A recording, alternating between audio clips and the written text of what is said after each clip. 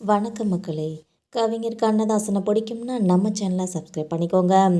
லேட்டாக வந்த கவிஞர் கண்ணதாசன் பாடல் வரிகளால் விமர்சித்த பட்டுக்கோட்டை கல்யாண சுந்தரம் அவர்கள் நடிகர் எம்ஜிஆரோட சூப்பர் ஹிட் பாடலோட ஒரு பின்னணியை பற்றி தான் இந்த வீடியோவில் ரொம்ப விரிவான ஒரு தொகுப்பாக பார்க்கலாம் வாங்க.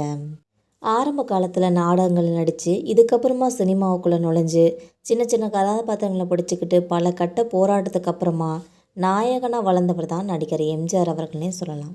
சினிமாவில் இருந்து அரசியலுக்கு வந்து முதலமைச்சராக அரியணை ஏறியவர் தான் நடிகர் எம்ஜிஆர் அவர்கள்.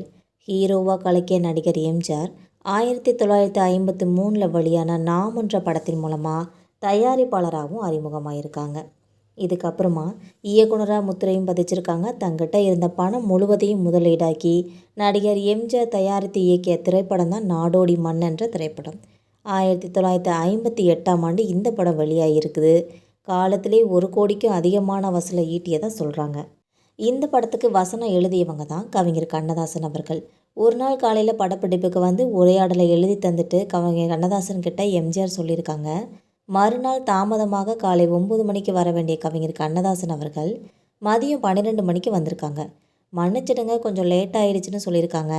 நீங்கள் வர வரைக்கும் எதற்காக டைம் வேஸ்ட் பண்ணணும்னு சொல்லிட்டு பட்டுக்கோட்டையை ஒரு பாடல் எழுத சொல்லிட்டோம் அப்படின்னு சொல்லி ஒரு பேப்பரை கவிஞர் கண்ணதாசன் கையில் கொடுத்துருக்காங்க. அதில் போர் படைதனில் தூங்கியவன் வெற்றியை இழந்தான், உயர் பள்ளியில் தூங்கியவன் கல்வியை இழந்தான்னு சொல்லிட்டு பாடல் வரிகளை எழுதியிருக்காங்க பட்டுக்கோட்டை அவர்கள். இதை பார்த்த கவிஞர் கண்ணதாசன் லேட்டாக வந்ததுக்கு என்னை 4 அடி அடிச்சிருக்கலாம், ஆனால் இப்படி பண்ணிட்டீங்களேன்னு சொல்லியிருக்காங்களாம். இதுக்கப்புறம் இந்த பாடல் தனக்காக எழுதப்பட்டதுன்னு சொல்லி எல்லாருக்கிட்டையும் சிலாகிச்சிருக்காங்க கவிஞர் கண்ணதாசன் அவர்கள். இப்படியாகத்தான் தூங்காதே தம்பி தூங்காதே என்ற பாடலும் உருவாகியிருக்குன்னு சொல்கிறாங்க. இது மட்டும் இல்லாமல் கவிஞர் கண்ணதாசன் அவர்கள் நடிகர் திலகம் சிவாஜி கணேசன், நடிகர் எம்ஜிஆர் 2 பேருக்குமே நிறைய சூப்பர் ஹிட் பாடல்களை எழுதியிருக்காங்க. அதில் குறிப்பாக நடிகர் திலகம் சிவாஜி கணேசன் அவருக்கு நிறைய தத்துவம் மற்றும் காதல் பாடல்கள் எழுதியிருக்காங்க. இது மட்டும் இல்லாமல் கவிஞர் வாலியும் நிறைய சூப்பர் ஹிட் பாடல்களை நடிகர் திலகம் சிவாஜி கணேசனுக்கு எழுதியிருக்காங்க என்பது குறிப்பிடத்தக்கது.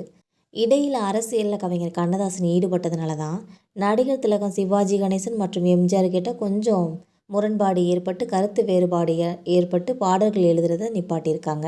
இது பலருக்கும் தெரியாத ஒரு உண்மைன்னு கூட சொல்லலாம். இதுக்கப்புறமா இந்த மாதிரி சினிமாவோட பாடல்கள் மூலம் இவங்களோட நட்பு மறுபடியும் ஒன்றிணைஞ்சிருக்காங்க என்பது குறிப்பிடத்தக்கது. மக்களே, நம்ம போகிற இந்த சினிமா தகவல்கள், அதாவது கவிஞர் கண்ணதாசன், எம்ஜிஆர், நடிகர் திலகம் சிவாஜி கணேசன் இவங்களை பற்றின தகவல்கள் உங்களுக்கும் பிடிச்சிருந்தா மறக்காமல் நம்ம சேனலை சப்ஸ்கிரைப் பண்ணி பெல் ஐகானை கிளிக் பண்ணி வச்சுக்கோங்க. இதே மாதிரி என்ன தகவல்கள் உங்களுக்கு வேணும்னு மறக்காமல் கமெண்ட் பண்ணுங்கள். தேங்க்யூ.